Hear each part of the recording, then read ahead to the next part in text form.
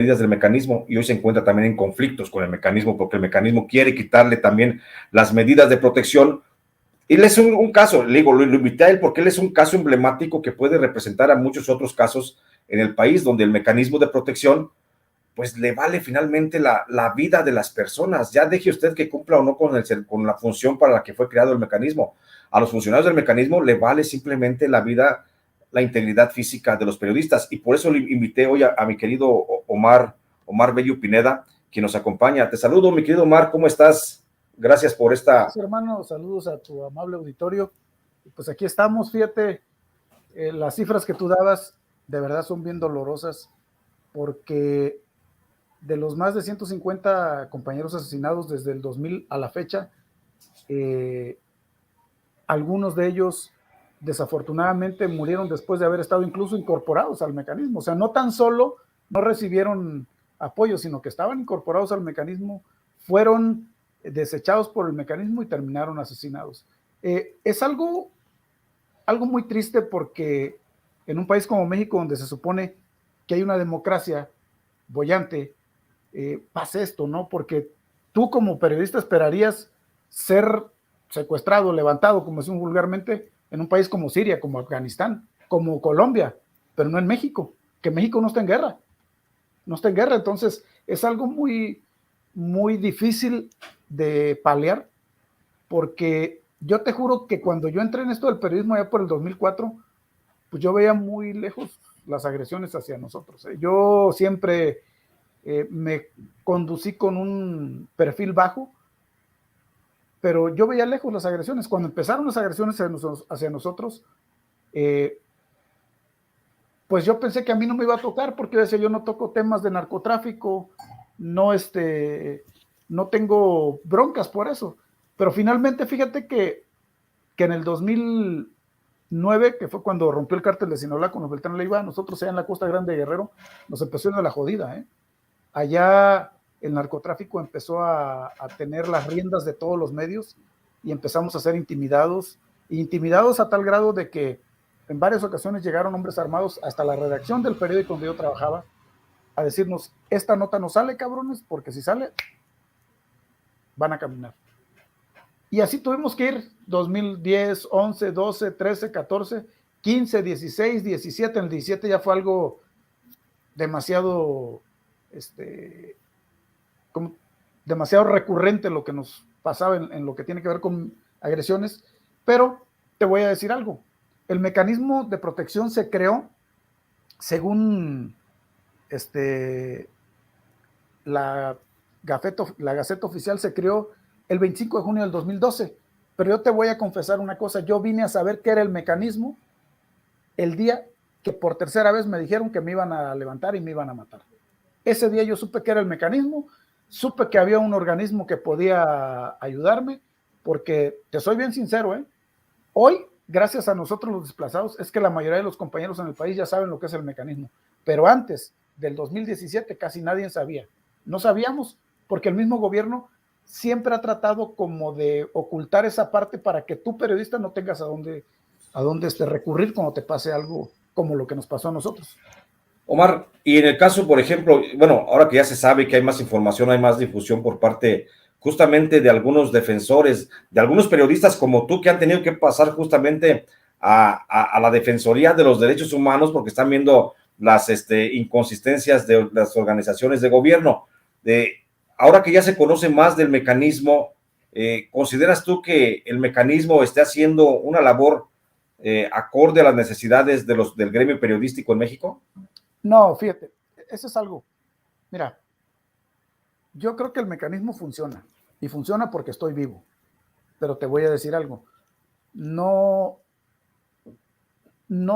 llena todos los espacios, porque de 100 casos que se presentan en el país, solamente llegan a entrar unos 5 o 6 al año. ¿Por qué, Omar? ¿Por qué esa selectividad del mecanismo con relación a decir, este caso sí lo asumo, este caso no lo acojo? Yo he señalado mucho en ese sentido de que hay un aspecto muy clasista entre algunos de los funcionarios del gobierno, de la Junta de Gobierno o dentro del mecanismo de protección, porque también hay que recordar una cosa, que la mayoría de la plantilla laboral que está dentro del mecanismo de protección en este gobierno de la Cuarta Transformación, pues son funcionarios que estaban en la administración tanto de Felipe Calderón, incluso algunos de Enrique Peña Nieto, como de Felipe Calderón. Entonces, pero tú a qué atribuyes esa selectividad para decir, el caso de Omar sí lo traigo, pero el caso de Jesús Lemus no lo traigo? Porque a mí me ha tocado así, que hubo un momento en el que mi caso simplemente no lo pelaban. Hasta el momento, yo, como sabrás, yo renuncié al mecanismo de manera voluntaria porque no me está protegiendo para nada. No quiero ser una cifra más dentro del mecanismo diciendo, estamos protegiendo a tantos periodistas.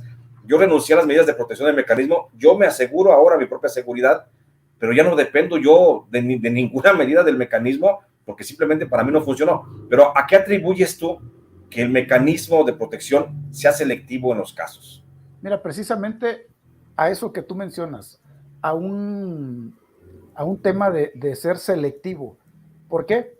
Porque quienes están en los puestos, en este caso, por ejemplo, el que es el titular del mecanismo, el director de la primera unidad, la de recepción de casos, de la segunda unidad, que es la de seguimiento, son personas, para empezar, si tú checas sus currículums, no tienen la preparación académica para estar donde están.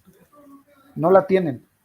De 10, algunos 2 o 3 tendrán maestrías en materia de derechos humanos. Los demás, algunos son abogados, otros son contadores, otros son psicólogos, pero no tienen una preparación en lo que tiene que ver con derechos humanos. Por lo tanto, a ellos les es indiferente. O sea, cuando tú tienes una preparación que tiene que ver con derechos humanos, vas a ponderar siempre lo que aprendiste en la universidad.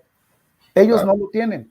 Ese es por un lado. Por el otro, y te lo digo porque tenemos casos muy registrados. Sí. Ahí entras por recomendación, normalmente. Si no te recomienda una asociación como Artículo 19, como CPJ, como RCF o como Periodistas de a Pie, si no te recomienda una de esas organizaciones, o sea, si no son ellos los que te apadrinan, los que dicen, ¿sabes qué? Sí. Tengo este caso, atiéndelo, difícilmente entras. Y te lo digo por conocimiento de causa. Claro. Yo entré al mecanismo, y lo digo, y nunca voy a dejar de decirlo. Yo entré al mecanismo, y lo digo así como tú. Yo entré al mecanismo gracias a que Balbina Flores fue la que intervino por mí. Sí. Pero si no hubiera sido ella, yo no estuviera en el mecanismo. O sea, yo, en lo personal, hoy como defensor, yo he propuesto casos, oiga, aquí está esto, compañero, y simplemente no pasa, porque es Omar, no es el que trabaja en una organización, no es el que está, es Omar. Exactamente. Te lo voy a decir así, el caso del compañero de Oaxaca, sí. Yo tengo pruebas de que el año pasado nosotros emitimos una alerta de que lo iban a matar, porque nos lo dijo, y no hicieron caso, y hoy el compañero está muerto. Sí. Estamos hablando de quién, de Oaxaca, de Gustavo Sánchez Cabrera, ¿no? Sí. Que mataron en Tehuantepec. Sí, el que mataron hace 3 meses. Sí, el 17 de junio, Gustavo Sánchez Cabrera, en Tehuantepec. Nosotros emitimos una alerta el año pasado porque tuvo un incidente y el mecanismo no hizo nada. ¿Sabes qué es lo peor, Jesús? Sí. Lo peor es que nos están matando y no hay un solo funcionario, uno, que esté vinculado a proceso por responsabilidades administrativas y penales. Exacto. Porque el dejar que alguien se muera es una responsabilidad penal. Pues no claro. Es administrativa. No hay un solo funcionario, uno, ni del mecanismo, ni de la Fiscalía General de la República, ni de CNDH, de ninguna institución que esté pagando por haber sido omiso ante algo que pudo haber evitado. Porque la ley habla de dos clases de delitos. Claro. Sí. El delito de acción cuando tú lo haces y el de omisión. Y ellos tienen doble responsabilidad porque son funcionarios públicos. Exacto. Yo estoy de acuerdo contigo en ese sentido, mi querido Omar, y creo que yo lo he insistido, incluso lo comenté en la pasada emisión del jueves de Sin Censura con Vicente Serrano.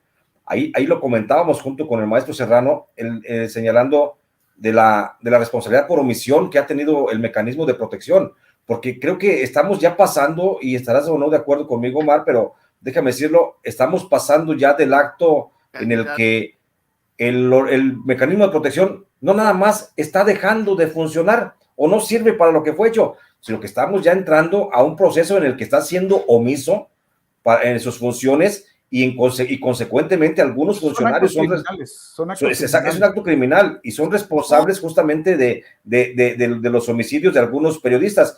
Tú señalabas justamente eso y yo puedo referir porque se van a sacar el balón del área, lo van a sacar diciendo, bueno, es que a lo mejor no es mi responsabilidad, pero ahí hay un secretario de Gobernación que se llama Adán Augusto López Hernández, hay un director que se llama Alejandro Encinas. No, Enrique Irazoque es el director. Enrique Irazoque es el encargado del mecanismo, pero también cabe la responsabilidad, por supuesto, a Alejandro Encinas. Sí, sí, claro que sí. Mira. A Jorge Ruiz del Ángel también le cabe la responsabilidad penal. Todos, desde el momento en que ellos toman en sus manos tu vida, son responsables de ti.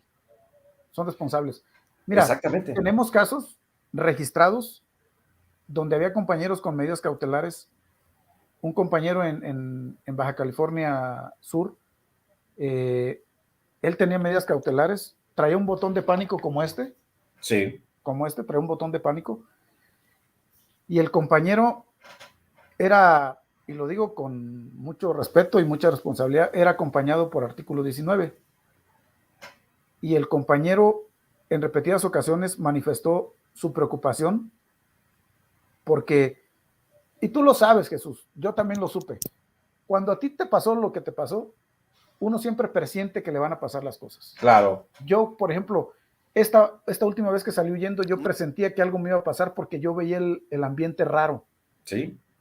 Y cuando me amenazaron, que fue personalmente, que me dijeron, te vamos a matar, personalmente, si sigues haciendo lo mismo, yo me asusté y yo dejé incluso de ir al lugar donde reporteaba para como poner una distancia, ¿no? Pero al último tuve que salir huyendo cuando me dijeron, ¿sabes qué? Sí te van a matar, ya está la orden. Entonces, si yo no hubiese tenido a quién recurrir y no hubiera tenido ese sexto sentido de salir huyendo, yo ya estuviera muerto. Entonces, el compañero allá en Baja California Sur, él notificó y nunca hicieron nada. Y hoy está muerto. Se apellida Murúa el compañero. Hoy está muerto y te voy a decir, no hay un solo funcionario, uno responsable de eso. No hay un solo funcionario que esté teniendo una consecuencia jurídica, no lo hay. Antes, al contrario, te voy a decir, hoy los funcionarios que están son más indolentes todavía que los que estaban antes, mucho más. Ah, sí, se volvieron así como la piel se les volvió como más dura, no hay poder humano que pueda ni siquiera hacerlos sensibles a lo que está pasando, mucho menos los van a poder mover del lugar donde están. Se ha convertido en una especie de élite social, esos que están ahí en el mecanismo de protección, que se benefician económicamente a manos llenas, pero deje usted el beneficio, que se roben lo que se quieran robar, que el maestro Irazoque se chingue lo que se quiera chingar, que Jorge Ruiz del Ángel medre lo que quiera medrar con el cargo. El problema es que no están cumpliendo y muchos periodistas están siendo asesinados porque no está funcionando el mecanismo. Y como tú bien dices, mi querido Omar, aquí no hay una acción legal contra ellos para que respondan por al menos, te digo, el 43% de los asesinatos que se han registrado del 2012 a la fecha, en octubre, cuando comenzó ya a dar los primeros pasos de protección, octubre del 2012 a la fecha, el 43% de 95 periodistas asesinados, pues estaban directamente involucrados con la acción del mecanismo de protección, y el mecanismo de protección no hizo nada para salvarnos. Mira, dos cosas que te quiero puntualizar.